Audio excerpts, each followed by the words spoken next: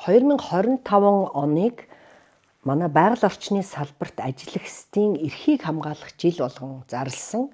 За ер нь бид ингээд байгалаа хамгаалъя, амьтнаа хамгаалъя гэдгээс ерөөсөө тэнд ажиллаж байгаа ажиллагчдынхаа бас одоо эрх ашгийг төдийлөн хамгаалдаггүй, нийгмийн асуудлыг нь бол шийддэггүй байсан. За би бас өөрөө эмэгтэй одоо сайдын хувьд энэ салбарт бас яг энэ чиглэлээр бол нэлээд анхаарч ажиллахыг хичээсэн. За манай байгаль орчны салбарын цагуурын одоо шинжилгээний байрууд, харуулын өртөө гэж ярьдаг.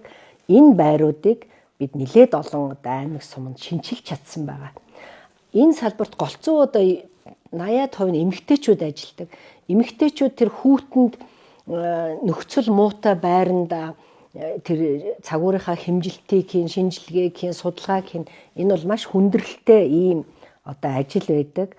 Тэгэхээр бид энэ өртөөний барилгуудыг бол нэлээдийг шинчилсэн байгаа. Одоо хамгийн анхны жишээ гэхэд Архангай аймгийн төвшрүүлэх сумбал сүүлийн 2 жил энэ цагуурынхаа хэмжилтийг Монгол гэрт хийж ирсэн.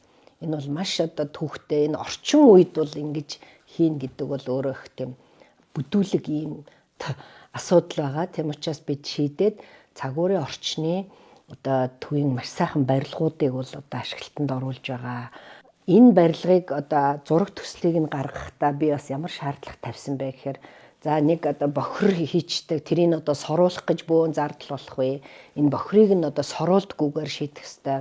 За мөн одоо байнга одоо тэгэл нүүрс түлээл өөрсдөө ингээ орчноо бохирдуулаад байхгүй тулд дулаан алдалтгүй пассив ийм байшингуудыг бол шийдэж өгсөн.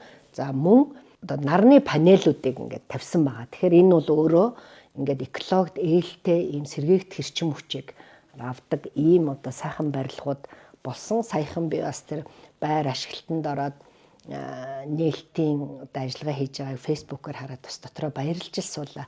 Үнэхээр энэ салбарын одоо ажилчид маань сайхан тогтоо байранд, дулаахан байранд, устай, нойлтой, гэрэлтэй, цахилгаантай ийм байранд одоо байх юм байна гэдгийг бодож бас дотроо баярлж суулаа.